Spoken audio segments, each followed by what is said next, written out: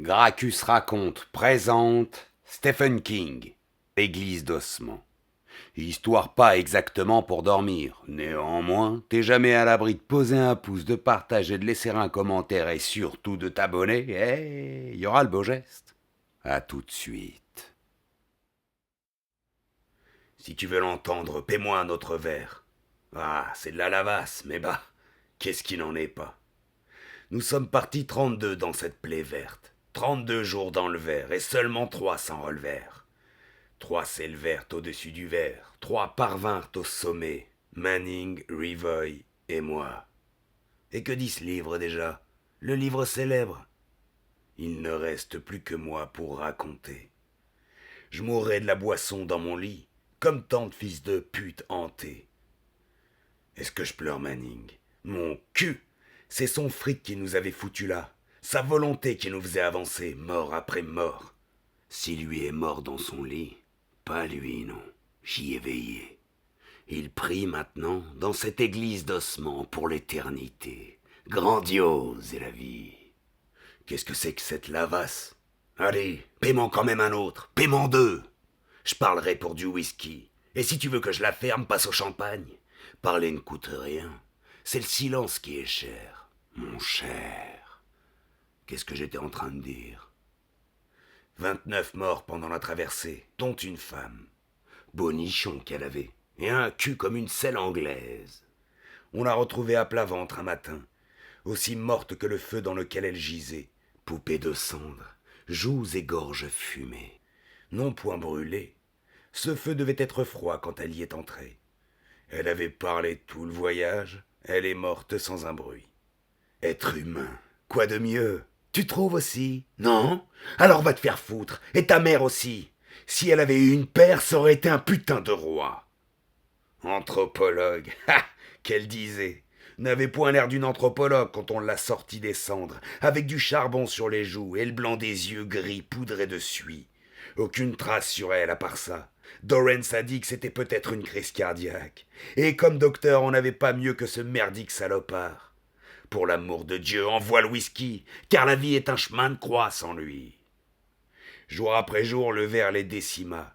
Carson mourut d'un pieu planté dans sa botte. Son pied enfla, et quand on trancha le cuir, il avait les orteils aussi noirs que l'encre de calmar que charriait le cœur de Manning. Reston et Polgoy furent piqués par des araignées plus grosses que ton poing. Ackerman mordu par un serpent qui se laissa choir d'un arbre où il pendait comme une étole de fourrure enroulée à une branche. Injecter son venin dans le nez à Ackerman. Quelle agonie de souffrance, tu demandes? Et c'est voir ça. Il s'est arraché son propre pif. Oui, arraché comme une pêche pourrie d'un péché, et mort en punissant sa face agonisante. Maudite vie, moi je dis. Et si tu sais pas rire, tu ferais mieux de rire quand même. Car c'est ma maudite façon à moi, et je m'y tiens. Ce monde-ci n'est triste que pour les saints d'esprit. Bon, j'en étais où? Javier tomba d'un pont de planche, et lorsqu'on l'a tiré de l'eau, il ne pouvait plus respirer. Aussi Dorrance lui fit du bouche à bouche et aspira de sa gorge une sangsue aussi grosse qu'une tomate de serre. Elle a sauté comme le bouchon d'une bouteille et éclaté entre eux, les a éclaboussés tous deux du rouge dont on vit, car nous sommes tous alcooliques en ce sens, si tu vois ce que je veux dire. Et lorsque l'Espagnol est mort en délirant, Manning a dit que les sangsues lui étaient montées au cerveau. Quant à moi, je n'ai aucune opinion là-dessus. Tout ce que je sais, c'est que les yeux de Rabi ne pouvaient pas rester fermés et qu'ils ont continué à palpiter, lui entrant et sortant des orbites, encore 1 heure après sa mort. Il y avait bien là quelque chose d'affamé. Ah, ça oui, je te le dis. Et tout le temps, les haras hurlaient après les singes, et les singes hurlaient après les haras, et tous hurlaient après le ciel bleu qu'ils ne voyaient pas, vu qu'il était enseveli dans ce verre maudit. C'est du whisky, ça, ou de la diarrhée dans un verre? Il y avait une de ces ventouses dans le pantalon du Français. Je te l'avais dit. Tu sais ce que celle-là a mangé, pas vrai? Ce fut Dorrance lui-même qui y passa après. On était alors en train de grimper, mais toujours dans le verre. Il est tombé dans la gorge et nous avons entendu son cou se briser. 26 ans d'âge, fiancé, bientôt marié, affaire classée. Ah, est elle point grandiose la vie? La vie est une sangsue dans la gorge. La vie est la gorge dans laquelle on tombe tous. C'est une soupe où on finit tous légumes. Suis-je point philosophe? Peu importe, il est trop tard pour compter les morts, et je suis trop saoul.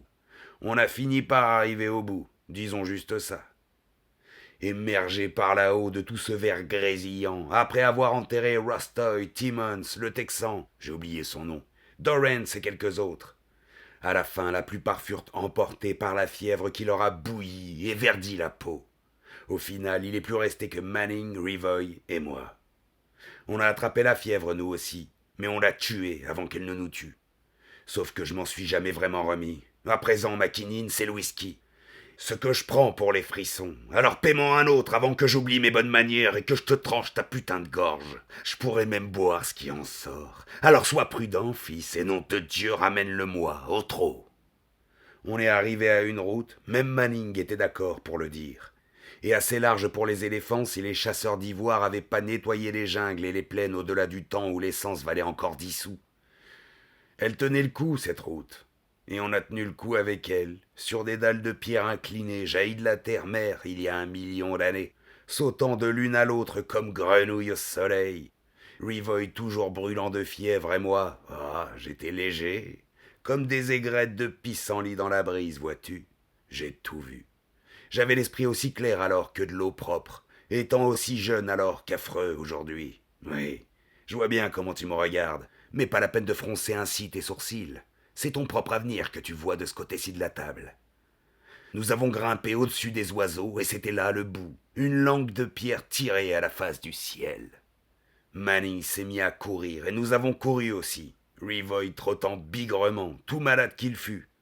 Mais il n'est pas resté longtemps. On a regardé en bas et vu ce qu'on a vu. Manning s'empourpra, et pourquoi pas. L'avidité aussi est une fièvre. M'attrapant par ma chemise en loques, il me demanda si c'était juste un rêve. Et quand j'ai dit voir ce qu'il voyait, il s'est tourné vers Rivoy. Mais Rivoy n'eut le temps de dire ni oui ni non que nous entendions le tonnerre monter du plafond vert que nous avions laissé derrière, pareil à un orage à l'envers. Ou lisons, comme si toute la terre, ayant attrapé la fièvre qui nous traquait, avait les entrailles retournées.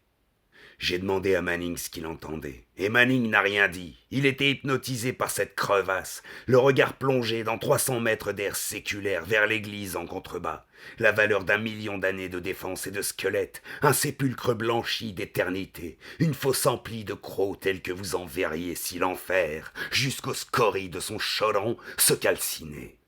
On s'attendait à voir des crocs empalés sur des antiques dards de ce tombeau ensoleillé. Il n'y en avait point. Mais le tonnerre approchait, ses roulements montant du sol au lieu de descendre du ciel. Sous nos talons, les pierres tremblaient alors que s'arrachaient au verre qui avait pris tant d'entre nous. Rostoy et sa guimbarde, Dorrance l'accompagnant au champ, l'anthropologue au cul comme une selle anglaise, et 26 autres. Ils arrivaient, ces spectres décharnés, secouant le plafond vert sous leurs pieds, déferlant en une vague frémissante, une débâcle d'éléphants montant du berceau vert des temps. Les dominants de toute leur taille, crois ce que tu veux. Il y avait des mammouths de l'âge révolu où l'homme n'était point, des fans en tire-bouchon, yeux rougis plus que les fouets du chagrin, des lianes enroulées autour de leurs pattes fripées. L'un d'eux, Parole, avait une fleur piquée dans un repli de peau de sa poitrine comme une boutonnière. Rivoy poussa un cri et mit sa main devant ses yeux. Manning dit « Non, je ne vois pas ça !» On aurait dit un homme s'expliquant face à un putain de flic préposé à la circulation.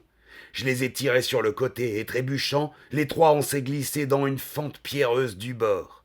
De là, on les a regardés déferler, une marée défiant les réalités qui nous faisait aspirer à la cécité et nous rendait contents d'y voir. Ils nous ont dépassés sans jamais ralentir, ceux de derrière poussant ceux de devant, et ils sont passés par-dessus bord, courant au suicide en barrissant, pour aller s'écraser dans leurs ossements d'oubli, 5000 mètres de poussière en contrebas. Cette interminable procession de morts cabriolantes, trompettant dans leur chute, orchestre de cuivre faiblissant, la poussière et l'odeur de leur mère de nous suffoquer, et à la fin Rivoy est devenu fou. Se leva pour fuir ou se joindre à eux. J'ai jamais bien su quoi, mais rejoint il les a. Tête la première et ses talons de botte au ciel, toutes les têtes de clous miroitant. Un bras nous salua, l'autre, un de ses énormes pieds plats l'arracha de son corps, et le bras suivit en agitant les doigts. « Au revoir, Au revoir. À la revoyure, les gars. Ah. Je me suis penché pour le voir partir et ce fut une vision mémorable.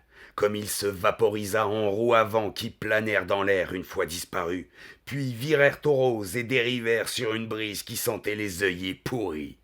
Ses os sont avec les autres à présent et... Où est mon verre? Mais écoute ça, imbécile. Les seuls ossements neufs étaient les siens. T'as noté ce que j'ai dit? Alors écoute encore, putain. Les siens, mais aucun des autres. Rien là en bas, une fois passé le dernier géant. Rien que l'église d'ossements. Avec une seule tache de sang. Et cette tache-là, c'était Rivoy. Car c'était une cavalcade de spectres ou de souvenirs. Et qui peut dire que ce n'est pas la même chose? Manning se leva, en tremblant, disant que notre fortune était faite, comme s'il en avait pas déjà une. Et que fais-tu de ce que tu viens de voir? J'ai demandé. Montrerais-tu à d'autres ce lieu sacré? Avant que tu t'en aperçoives, le pape lui-même aura pissé son eau bénite par-dessus bord. Mais Manning secoua seulement la tête et sourit, leva en l'air des mains sans un grain de poussière, alors que moins d'une minute avant, nous en avalions des ballots et en étions couverts de la tête aux pieds. Il a dit que c'était une hallucination que nous avions eue, due à la fièvre et à l'eau croupie. Répéta que notre fortune était faite et rit. Salopard. Ce rire fut sa perte. Je vis qu'il était fou, ou alors c'était moi, et qu'il faudrait que meure l'un de nous. Tu sais lequel ce fut, puisque me voilà sous, assis en face de toi, mes cheveux jadis noirs me tombant dans les yeux. Il m'a dit « Tu ne vois donc pas, imbécile ?» et n'en a pas dit plus. Le reste fut un cri. Qu'il aille se faire foutre, et ta gueule ricanante aussi. Je n'ai pas souvenir de mon retour. C'est un rêve de vert peuplé de visages bruns, puis un rêve de bleu peuplé de visages blancs. Et maintenant, la nuit, je m'éveille dans cette ville où pas un homme sur 10 ne rêve de ce qui l'attend après sa vie. Parce que les yeux qui leur servent à rêver sont fermés, comme ceux de Manning l'étaient jusqu'à la fin, quand tous les comptes en banque de l'enfer ou de Suisse, c'est peut-être bien les mêmes, n'auraient pu le sauver. Je me réveille avec le foie qui beugle, et dans l'obscurité j'entends le grondement de tonnerre des spectres formidables, monter du plafond vert comme une tempête lâchée pour tourmenter la terre, et je flaire la merde et la poussière quand la horde se libère dans le ciel de sa perte. Je vois les éventails antiques de leurs oreilles et les crochets de leur défense. Je vois leurs yeux, leurs yeux, leurs yeux. Il n'y a plus dans la vie que ce que nous en voyons. Il existe des cartes dans les replis de vos cartes. Elle est toujours là, l'église d'ossements, et je voudrais y retourner pour la retrouver, et me jeter dans le vide pour en finir avec cette pitoyable comédie. Maintenant détourne ta face de mouton avant que je ne la détourne pour toi. Ah! La réalité est un sale endroit sans aucune religion. Alors, nom de Dieu, paie-moi un verre. On boira à la santé d'éléphants qui jamais n'existèrent. Pour Jimmy Smith. Ouh, c'était Gracchus raconte, lisant du Stephen King. Si ça t'a bien foutu les miquettes, change de liquette, t'as transpiré, je le sens d'ici. Pose un pouce, partage ou laisse un commentaire. Voilà. Ciao!